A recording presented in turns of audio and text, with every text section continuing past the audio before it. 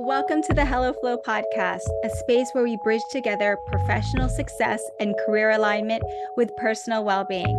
I'm your host, Casey Cunliffe. Join me in conversations around driving your career while also being mindful of your overall well-being.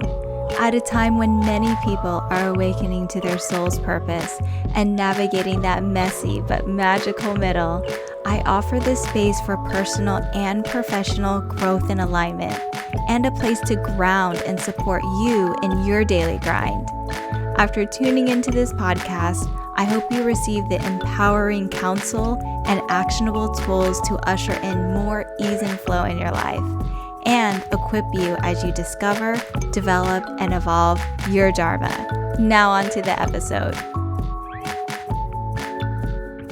I am so excited to share with you a conversation with Nadia Fairlamb, where she gives what seems like a masterclass on art therapy and the science behind the process to become aware of and to break free from your blocks and limiting beliefs. Nadia is an Oahu-based sculptor and holistic art therapy facilitator. After receiving her Bachelor's of Fine Arts in Sculptural Ceramics and Archaeology, Nadia worked as a technical illustrator of archaeological artifacts, a stained glass window technician, and a large-scale mixed media and wood sculptor artist. As a holistic art therapy facilitator, Nadia helps artists and individuals that struggle with past traumas that block their creativity and what they are looking to achieve in life and career. This work can apply to anyone. You do not have to be an artist for art therapy to be impactful and effective. Why I think this is an important conversation to share is because it's an approach to help anyone break through those blocks or looping beliefs that were developed in your upbringing and has continued through adulthood. That's either holding you back or it is impacting your behavior and decisions that you are likely bringing into and how you show up in your partnership, your workplace, your relationship with your children, parents, siblings, and with yourself. As I mentioned in a previous episode, episode 9, how inner child work can make you a better leader. Everyone, even if you feel like you had a perfect childhood or you are pretty content in your life today, everybody has had some kind of interaction, some kind of event, some kind of relationship, and most likely multiple instances of these throughout your life, but first imprinted and experienced in childhood, where we are carrying around some type of trauma or belief in the way we are supposed to live or act. That impacts us, how we think, and how we ultimately behave. When we don't address these, we bring in our trauma or beliefs in the way we think we are supposed to live and act into not only our inner space, but to those we are around, likely people we love and care for, as well as our professional connections, including those we lead. So get ready for a very thoughtful conversation and stay tuned through the end for a special offer for Hello Flow listeners. Well, I'm so excited to have you here as a guest. Welcome to the Hello Flow Pod, Nadia. Thank you. Thanks for having me here. Yeah, and so we start off every guest interview with asking to tell your story. So I find it really fascinating that you are not only an artist, but also a holistic art therapy facilitator. So if you can share with us what led you to become an artist and to become a art therapy facilitator as well. Right. Well, it's a fun story, and I'll give the short version of it. So as an artist, I was one of those kids that came out of the womb just making stuff, endlessly creative all the time. And I was blessed to have a family that encouraged that constantly. My mom and my dad would always just purchase me art supplies. Probably like any parent, so I wouldn't do it on the walls. So I'd put it, on a surface that wasn't their wall. I remember my first memory of making art was when I was probably 2 or 3 years old in a mud puddle sculpting the mud. And every time my mother would dress me up in something nice to go to synagogue or something, I would always go to a mud puddle. I would always get as dirty as possible. And I'm still haven't quite figured out what that was from. But, and so that continued. That continued into junior high. I focused on drawing in junior high. And then in high school was in the art department and advanced art classes. And won a bunch of awards and illustrated poetry books in high school. And then when I went to university, I got a degree in Sculptural Ceramics and Archaeology at the same time. And so I spent 6 years doing that, and because art always made the most sense to me. I could feel it, I could see it, I could hold it, I could manipulate my reality in my way. And it was probably one of those first moments where I didn't have to do it anybody else's way. And I was encouraged to do it my way. And I focused on that. So creating and being creative has always been the hardwired, easiest, most natural thing for me. And so teaching it to other people has always been, of course, effortless, easy. Of course I'm going to be able to share this with somebody about it. And so the segue between just being an artist, one for me, and then two to share beautiful things with other people and to make money off of that.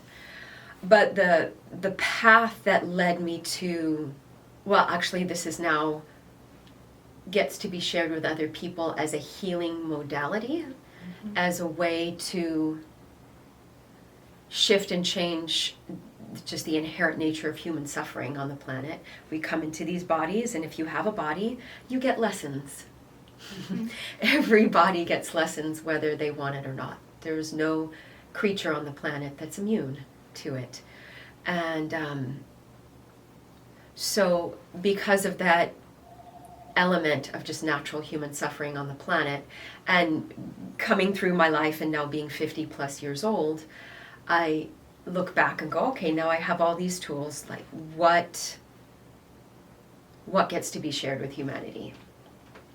So the pivotal points and the pivotal moments, it's like I can't talk about becoming who I am today and sharing and teaching my clients different tools and techniques to understand why they got those life lessons and how to turn that into their strength, and how to train their central nervous system in their body to not be so crushed by it, is my own personal experience. So I like what we were talking about early on, like how you were saying there was a point in your recent past where you just felt really kind of airy and ungrounded because you didn't know what your path was.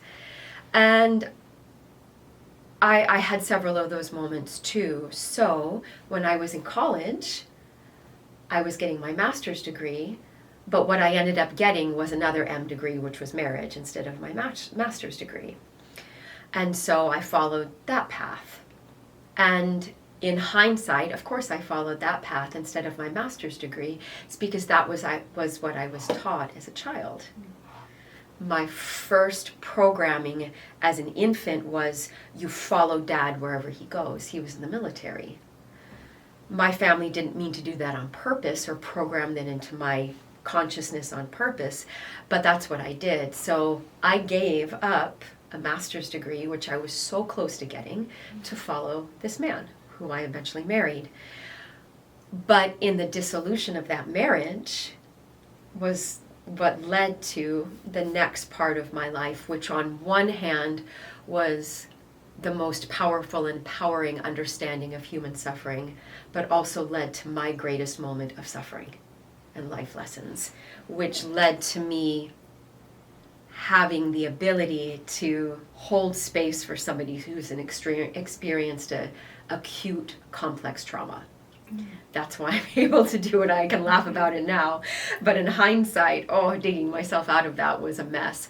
So I chose marriage over master's degree, and at the end of my marriage, why did it not succeed? Well, it's natural. Everything has its own, lifespan. So its lifespan ended because my soul was dying to know what I wanted. I kept following, because that was literally and I'm going to do this several times, like the neurons in your brain, they fire and fuse together if you do something repeatedly over and over again, whether you want to do it or not. So that's what that familiarity is, that when somebody says, it's really difficult for me to change a pattern, well, of course it is. Your brain is scientifically glued into a position where it can't release and think another way. So there was a point in my marriage where I realized I got to be done with this, because I want to follow my own, whatever that thing is.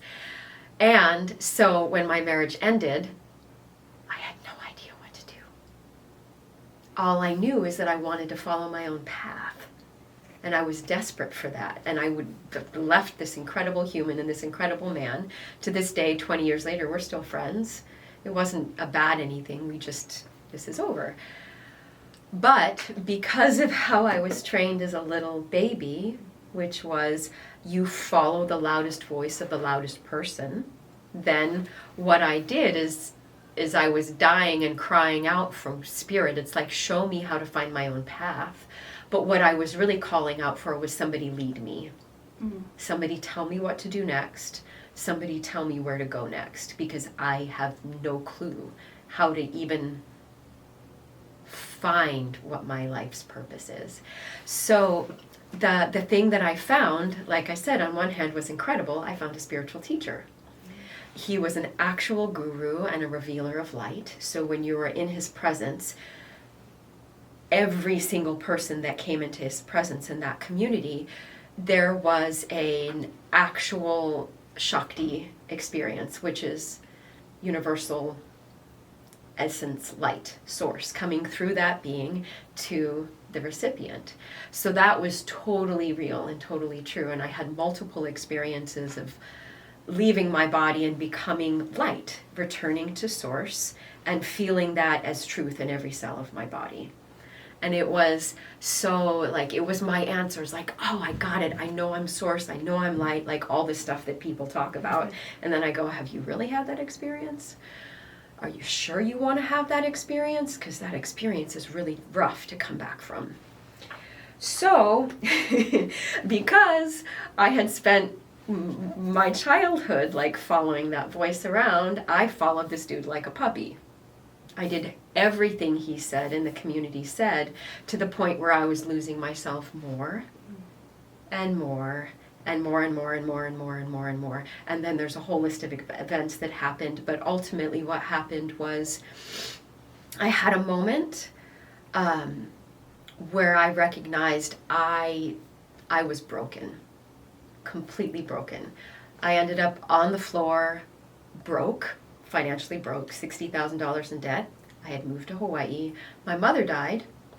My family dissolved, totally cut off, because I realized, oh my God, I'm in a cult. This is not a spiritual community, but everybody is blindly following this human being, and nobody knows how to get out. And I left my body. I saw myself. I could look back down on the floor and see myself from above, and realized, oh, this is not okay. My body is going through this really incredible productive mechanism by disassociating, so the animal doesn't continue to panic and basically die. So I recognized it as that, and I recognized in this moment that, all right, I cannot follow anybody else anymore. This is ridiculous. You know, it doesn't have to get this bad. Things do not have to get this dramatic to get what you want in life. Mm-hmm. And I knew that. And so it took years to turn that tide and shift that around. That was also the moment where I decided that I was going to make my art, make it professionally and sell it professionally. So just lots of different layers. Coming to today, why do I do what I do? One, I make art, because that's the thing that I do. I'm really good at it, talented, and I make incredible things that are beautiful things to go on people's walls. The purpose of my art is to remind others, basically, that they are also that light and that source that I learned. And I do what I do today with the coaching and the training programs that I do, is because, like I said, every human gets a life lesson, and sometimes it's really unwanted. Sometimes it's extremely traumatic, like a couple of my clients have. And sometimes it's just an accumulation of doing things in a way that is not best for them. And so I've spent, I guess, about $50,000, $60,000 on different trainings to understand why, like science, like what's the science behind my brain? Because I remembered those moments as a child where that wasn't my reality in my head, like we talked about on Tuesday, right? There's a visceral memory of being whole and complete without a teacher, without a husband, without blah, blah, blah. And I told something inside of me said, we are going to do whatever it takes to get back to that place. I did whatever it took, I still am. And so I've developed processes to fast track that healing of the brain, of the heart, of the body, of the emotional body, so that those humans that want to remove themselves from that suffering place in their identity can. But in a quicker way, so that it doesn't have to take years. Yeah. And you don't have to take drugs. Yeah. So that's why I do what I do. What a beautiful story. Thank you for sharing it with us. Yeah.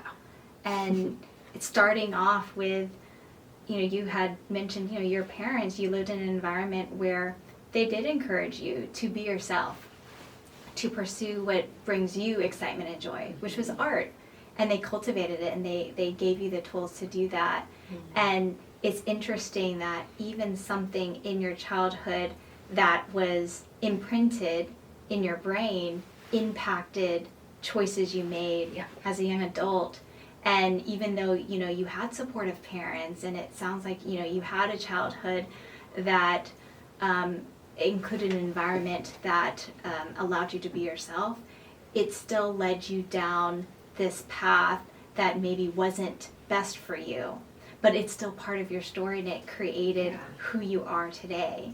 And I think that's interesting because a lot of people, even if you feel like you grew up in a loving home and two parents, that everyone has some kind of thing that is brought with them into adulthood that impacts, their decision making, their behavior. It brings that it goes with them through relationships, at work. And so you show up in a way that you're conditioned in that way. So that's why I think it's really interesting what you offer through art therapy, is that even though you create external physical items and art, you're using that to go inward and to understand yourself from an inward perspective. So I'd love to hear more about, you had mentioned your brain, and in my head the first thing that I thought of was neural pathways. Is that sort of what you're talking about with what are these memories in your neural pathways, and like kind of clearing it out and replacing them with what you remember? Yeah. So the way I'll jump into that is through this really incredible phrase. It's called a competing commitment. I have a desire. My client has a desire to have a certain outcome with their art, with their life, with what they want to share with the world. And the truth is, most people aren't aware that between birth and 7 years old, your brain is not yet fully developed, and any information, every single expression on your parents' face, everything they said, everything they did, that gets recorded. So even if they were encouraging me to be an artist, my mother was encouraging me to give up my life to follow a man. She didn't mean to do that, but that's her behavior. My dad, whatever his behavior was what I learned. So the whole thing got mushed together in this big melting pot of life experience. So competing commitment. That's what I mean. It's like then, and that, because that was shown over and over and over again. And at the same time, you can be an artist, you can be an artist, you can do whatever I want. Both of those things were handed to me at the same time. It's the repetition of a thought, an emotion, a bodily movement that develops neural pathways within a human being's physical brain. I'm not talking about the mind. I'm talking about the actual organ in your skull that's hanging around in that fish tank fluid within your skull. It links together. The neurons wire and fire together. For those of people that are listening that know Joe Dispenza, you know that information and you know about it, but it's brain science. It has been recorded and even photographed to see, like, okay, these things wire and fire together. Okay, so after 7 years old of getting dumped all that information in, plus you can be an artist. When I go to art school, all of that's there. When I get to being married, all of that's, it's all there at the same time, and it's fighting this battle. How does your specific approach using art help to access those, you know, the neural pathways and help to untangle, I don't know if that's the right term, and start separating yourself from those repeated thoughts and behaviors? Yes. So what I do is I help women, sometimes artists, who struggle with the past traumas that block their block their art in their life. I help them set goals to engineer a specific future so that they can clean up their past as they do it without getting stuck in that dark past and without it taking years. And the way I do that is with a 3-phase process that takes about 90 days. And the first phase is facing where you're stuck, facing that struggle. Then you've got to release it from the body, from the actual body, and then you replace it. And what I do, the way it's different that I share and that I teach, is because I teach from the lens of the body's way. This thing is inherently programmed and wired genetically, physically, to know how to heal itself, right? How do you know that to be true? How do you know that your body is genetically engineered to heal itself? What's your experience with that? Well, I think just from a physical perspective, if you cut yourself, you know, with a paper or just any, you know, you cut yourself, your body heals. Physically it heals. Yes. So, but internally, I don't know how to put that into words. Yeah, and because most of us, the truth is most of us have never been taught that. Yeah. Like you can cut your finger and you see, oh, look, put a Band-Aid on it, clean it out, here we go, yay. But what happens if the cut is mental and emotional? You can't see it. You can't see the blood coming out. You can't see the broken bone. So what do? So that's where I rely on the past training that I've had. So a little bit of background. Yes, I do have an art degree. I have a BFA in Sculptural Ceramics and Archaeology, and I am a professional artist. I also have 400 plus hours of being a yoga teacher. And I did that because I wanted to understand the yogic principles to help with human suffering. And then I also do have training as a black belt in a body-mind movement facilitation process, where I've helped hundreds of women and children use dance therapy to, again, address the suffering of the human body. So all of those things layered on, the art, the yogic practices, the dance, the spiritual practices of knowing, like, oh, I am actually a spirit and a body. I've had that experience. To boil it all down. So when I speak of doing art therapy, it's many layers. It's art, writing, body therapy, and HRV, biofeedback therapy. So I call it a holistic lens of getting to the root of that suffering. What's the HRV biofeedback? Yes. So HRV is heart rate velocity. Okay. Yeah. So your heart, this organ right here, so the brain we can, and I talked about it a little bit, so the 3-phase process, let me tie it all together. The 3-phase process that I do, facing that painful past experience. The truth is, most of us don't know how to face it without getting stuck in it, lost in it, drugging ourselves, food, alcohol, rage, guns, sex, whatever your vice of choice is. Whatever you do to numb it. Whatever you do to numb it is your pathway out of it. So, facing it.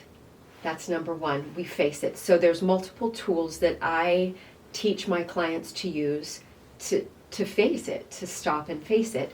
So that is their art therapy. So that is some drawing techniques that I teach my clients to use. We did that on Tuesday.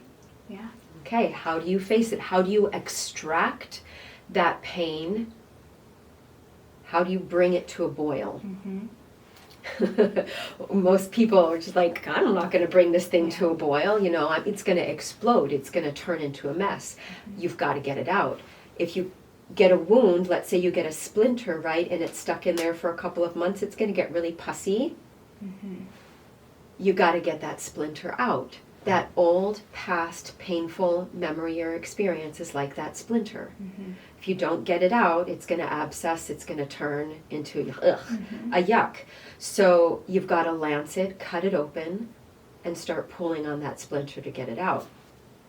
Art therapy, writing therapy, breathing, the breath work, HRV, biofeedback breath work, and other somatic. We didn't have a chance to do it in our session together, but there's a very specific physical movement session that I take my clients through also on the floor to start to bring this thing to the surface, to start to get that splinter to start moving out of your mind and your heart. So that's facing it. And then you've got to release it, right? That's you're bringing it to the surface, the blood starts coming out, the pus starts coming out, the anger, the rage. For you, it was one level of emotion. For the other woman in the room, she had a lot of, I could see it in her face, a lot of, I was like, oh, good, so much frustration was coming to the surface, so much frustration that she has had to suppress because she can't show it to her child because he's still really little. And it would, she's told me multiple times, I have to suppress this emotion because I cannot scare my child. But he's also witnessing years of suppression.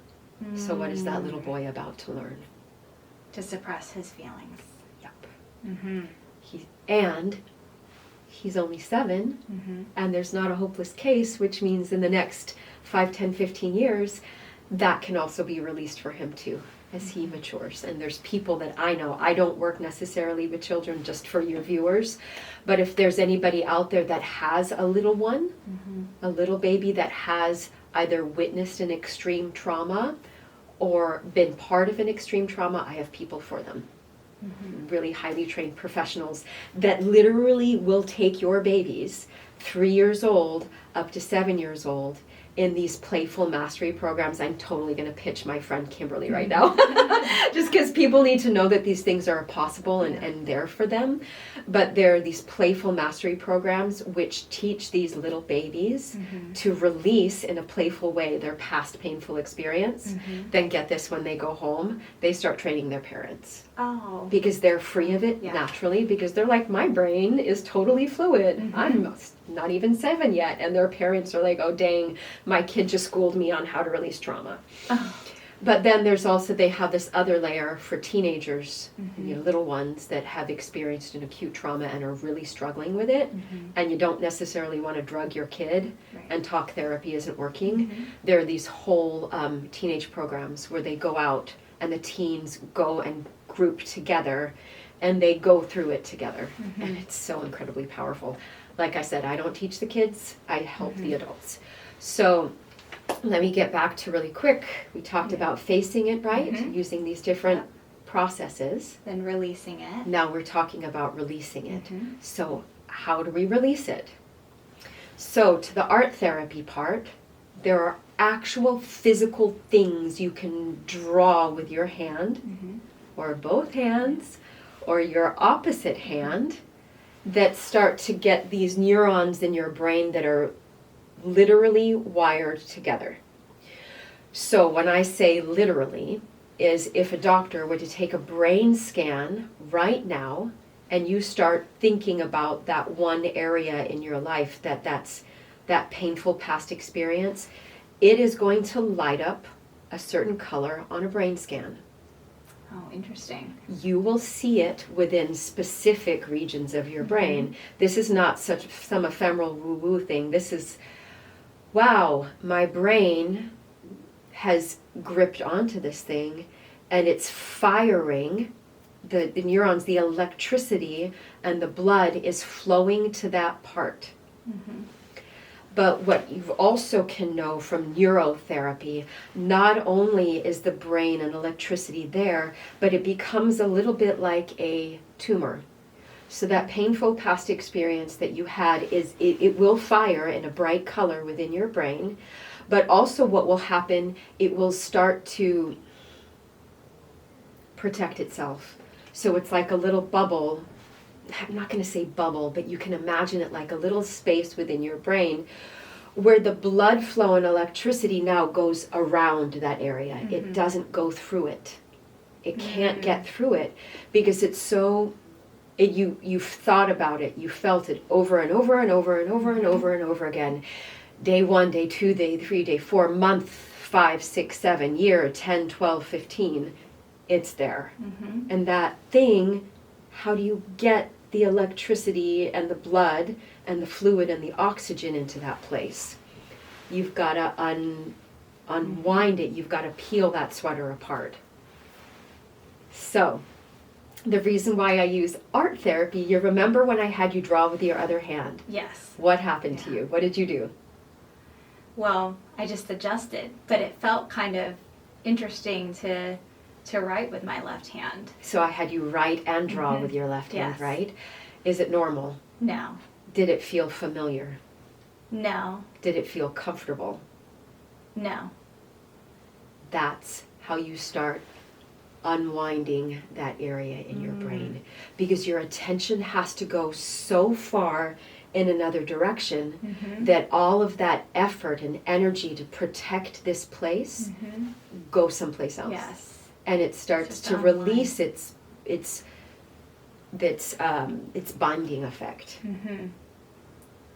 If I were to have you do that every day, twice a day, for 3 months, 90 days, your brain is going to literally function and be wired in a different way.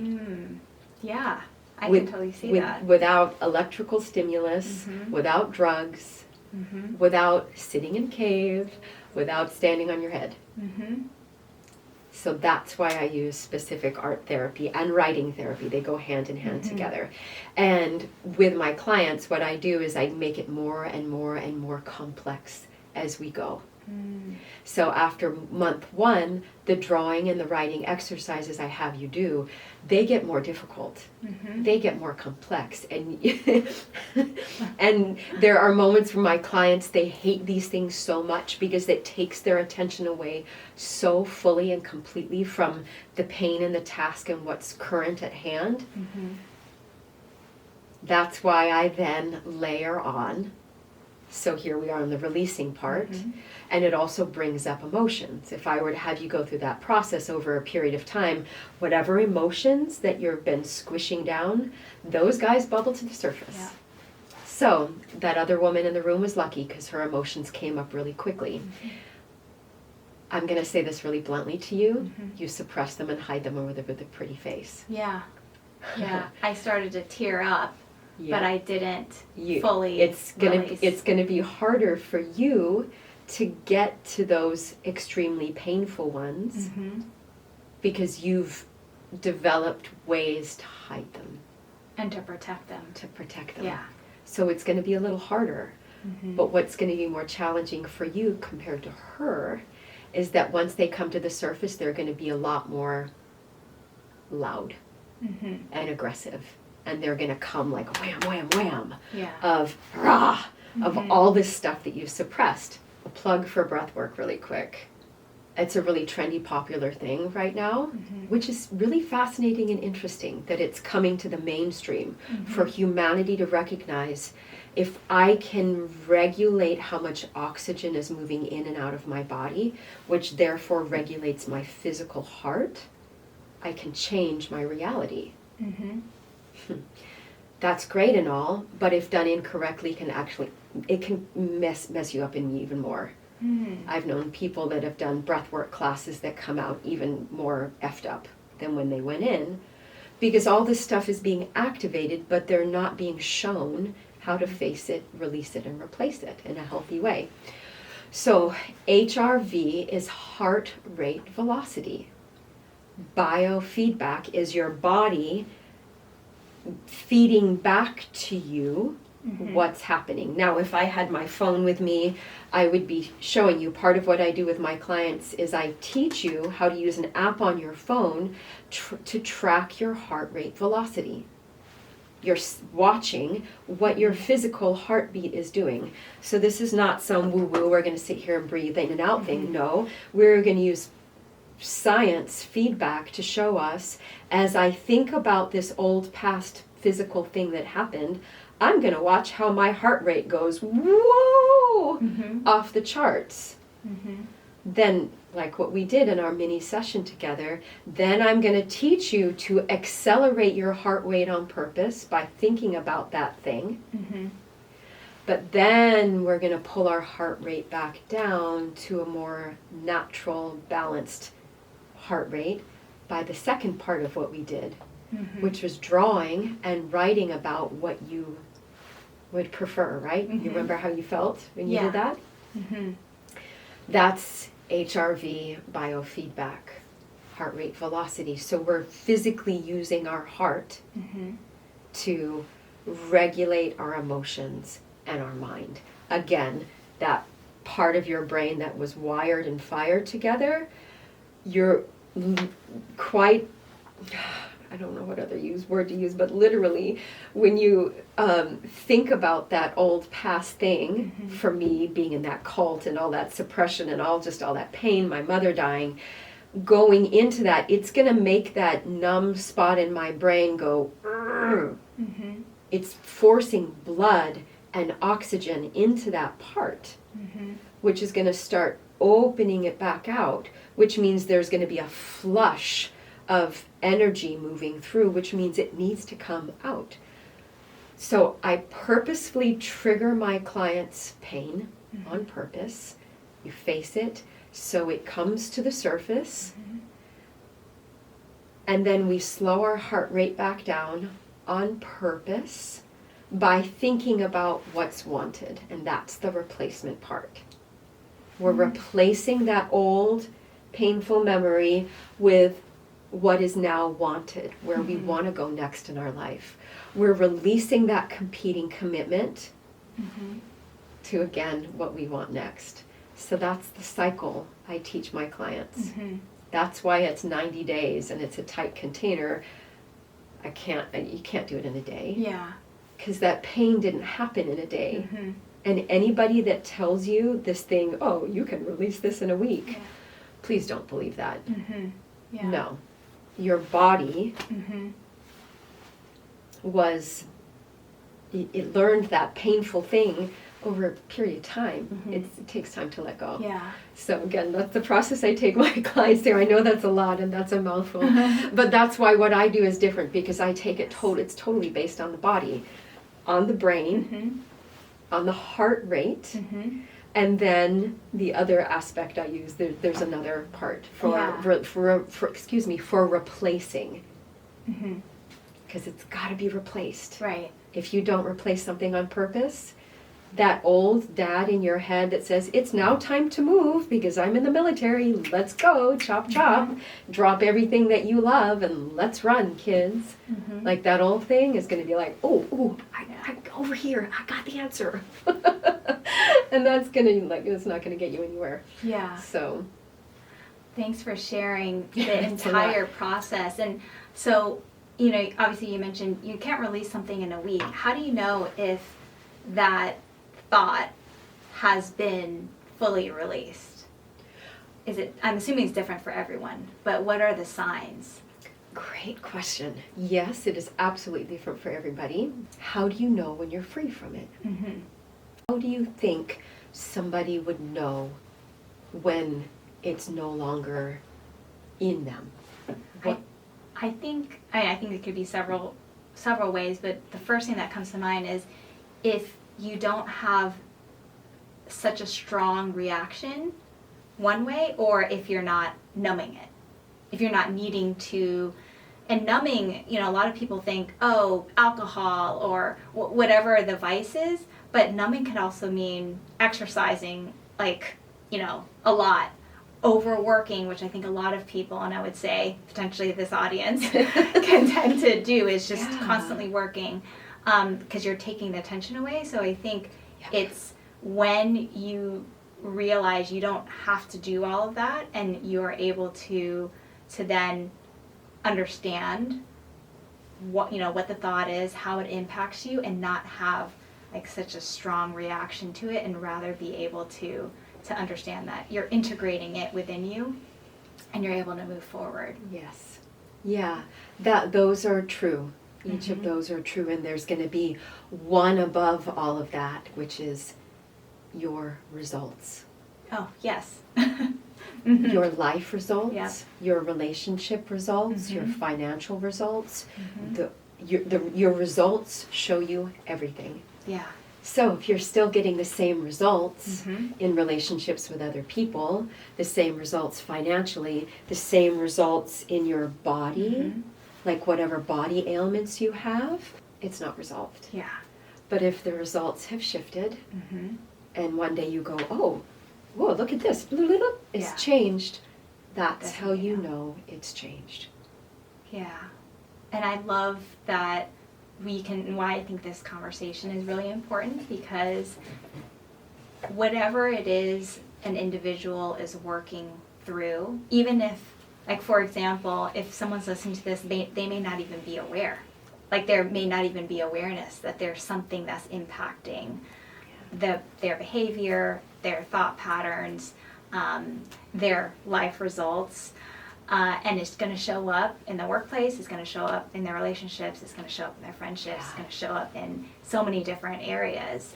And so I'm going to give your audience right now something to do, where just in a moment I'm going to say this thing, and I want your audience to stop this recording and to stop the video. Take pen to paper right now. And that is, how do you know that there's something that's affecting you? Take pen to paper and start writing out what the results of your life are. What's up with your bank account? What's up with your partner, wife, or husband, or lack of? Like, write all those things out right now. The story of what is happening from the lens of, oh, I kind of don't want this. Don't let yourself make this pretty. Quit bypassing, quit using all the right words, write out what is actually happening, all right? So stop this recording, do the whole thing. And then once you write it out, set yourself a timer for 5 to 10 minutes. Keep writing, dear God, don't stop, okay? Keep writing, keep writing, keep writing. And if you're sitting there thinking like, oh, I can't come up with anything, take your pen, put it in your non-dominant hand. Now start writing. And all that BS can't show up, because you have to focus so much on, how do I even hold this thing? Let alone write legibly. That's how your clients will know if anything is hidden or suppressed. That's how they'll know. Yeah. Yeah, and you know, and I know your audience that's coming back from doing that writing exercise, I want to know the answers. You guys email me what showed up. I know the audience that I teach to more specifically is a woman that is a creator, artist of some kind, whether that's, my clients are writers, photographers, dancers, sculptors, paint, draw, sculpt, the whole thing. So that's who my target audience is, and your target audience is the professional that chose more of the traditional career path within a certain organization, and they're good at it. They're really good at it, and they've had really great results from it. And they're, like what we talked about, overextended, burnt out, exhausted. They keep doing things the same way over and over, and they can't break out of that cycle. Whatever I share here can be applied to that. It's the same thing. How do you face that, release it, and replace it specifically? That's why I say, I help these people who struggle with past traumas set goals to engineer a specific future on purpose without it taking years and without that darkness just, slamming on you. Yeah. And I feel like when you're working with artists, an artist is about expression. When you're working with someone who especially comes from a corporate background, there is this mask that most people have to show up with in the office. So you're already suppressing on a day-to-day, and if you've already been in it for decades or however long, that's why it could end up being suppressed. Yes. Like even further.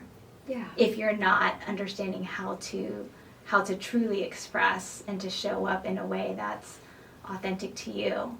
And so I think this is a great approach and modality to reach that point where you can understand, okay, why am I always feeling burnt out? Why am I, feeling like I'm always overworking and I'm not able to really harmonize my work life? Or, even more so is, why am I not being recognized the way I want to be recognized? Yep, because there's a competing commitment. Yeah. Why am I not? It's the same thing with my clients who are artists that have this skill, talent, and ability to express through their modality. Painting, drawing, sculpting. My client who is a watercolor artist, my client who wanted to write a book. Let me chat about her for a minute.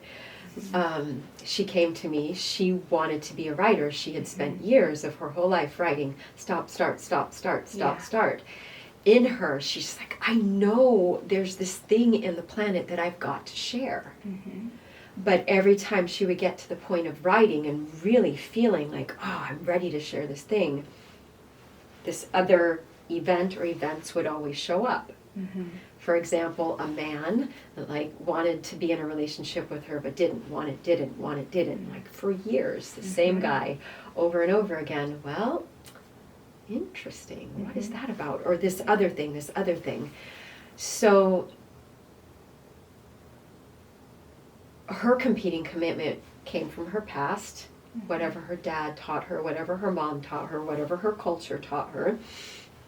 And through this 90-day process of unweaving all of these past things, releasing them, replacing them, after 90 days, she's able to recognize when those competing commitments say, hey, Anna, over here, I'm going to take all your attention now. And for her to go, oh, I know you. No, I'm going to now go this direction. I'm going to use my tools that I got. And every step of the way, she's now writing a novel. Wow. After 90 days, she now has a premise for a book. And she's literally writing the novel right now as we speak. And a couple weeks ago, she got into a car accident, so we got to look at what that was about. She got to that place of, this big, huge expansion. And that big, huge thing happened. Well, did that need to happen? Let's look at, every step of the way. Every step of the way, we're going to clean this up so you can get your creative goal. So for your people that are, just seeing that, gosh, something's just got to budge, something's got to give. Like you, for example, that burnout, it's your body's way of saying, nope, I don't want to do this anymore. I can't. You're pushing me in a direction I don't want to go. Mm-hmm. Yeah. So your body, for me, it was clear, fetal position on the floor crying, disassociating, so totally obvious. Oh, this can't go on. This isn't a viable life choice. Or for you, what were some of the symptoms of what made you have to stop what you're doing? It was both physical and, I don't know if it would be mental and emotional, where physically I was experiencing daily stomach pains, daily migraines. I was crying all the time, like out of nowhere. Nobody could be saying anything. I would just bust out crying. Felt very cynical about a job and what I was doing that I used to be excited about. My effectiveness, I felt personally, I was not as effective at work, nearly, maybe 50%, maybe less. That's just some of it. And I, essentially, is I did not feel like myself. Yeah. And so I felt like I was being pushed elsewhere and felt like that wasn't the time and place that I needed to be at for my own well-being. And so afterwards, I've done a lot of work, similar work, to really understand the root of it. How did I even get to that? Where did people-pleasing come from? Yeah. Why do I not want to step into the spotlight? Why wasn't I really able to step up the way I wanted when I used to be able to step up? But in, the last couple of years, wasn't really able to shine the way that I know I could have. So, and I think there's a lot going on, from like a brain perspective. But a lot of it's also what was my environment and what was the energies too that was contributing to it as well, and circumstances and things like that. But yeah, I think a huge part of it is what can I take accountability for, and what's really driving those behaviors. So I really resonate with your work. I find that it can be very helpful for anyone, really. And so for anyone listening too, even if there's things like if someone's in their flow and content with life, this type of work can also be quite helpful, because we're not all, there's always things that are driving our behaviors, that's showing up in ways that we may not even know it's showing up, that's impacting our family, our kids, our partner, our colleagues, the people we lead and manage. So I find your work fascinating and very effective, even in that one space and time. Thank you so much for being open to talking about your work and really taking us step by step with what your process is like. Can you tell us where we can find you and how we can work with you? Yeah, definitely. So visually, for my visual art, since I am an artist, that best way is always going to be Instagram or my website. So that's Nadia Fairlamb Art on Instagram. And I also do talk some about the process training work that I do here.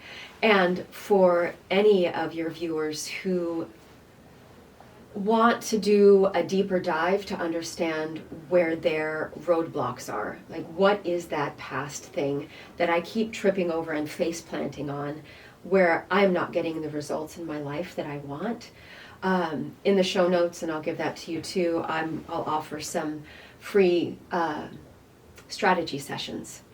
So that's one-to-one over Zoom, where we'll do a deep dive into the problems that you're struggling with, and then I'll give them specific things to fix that in their life. And then if it makes sense and we're a good fit to work together, I'll work together with them. I have clients on the East Coast. Heck, I have clients in Europe. So time zone doesn't matter. Yeah, awesome. Yeah.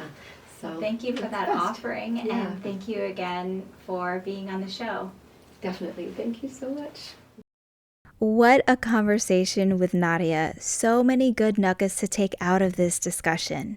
When we don't face things that were traumatic to us in the past, or even look within to understand what may be fueling a big life change, or what may be holding us back, or even when we're ready for the next season and we don't know where to start, first looking within and seeing where we have room to explore our beliefs and how those beliefs and thought patterns have impacted our life so far, how they have impacted our relationship with others, our ability to achieve certain things in life, including our own pure joy, happiness, and purpose. When we don't face these and clear them out of our neural pathways, then replace them with something that is more empowering and where or what we aim to be, that's when they continue to be blocks and will continue the same cycle based on those beliefs. So thank you for tuning in. If you are interested in this work, I would highly recommend booking that free strategy session with Nadia, where she can introduce this work with you and help you navigate and break free from any beliefs that are blocking you from achieving what you want in life and career. Thank you so much for tuning into this week's episode. If there's anything that resonated with you, please share it on Instagram and tag me at CaseyCan_ and at HelloFlow Collective. I would love to hear from you. As always, if you enjoy listening to what we discuss on the podcast, please share the show with friends who may also resonate. And don't forget to also subscribe, rate, and review. See you next time on the HelloFlow podcast.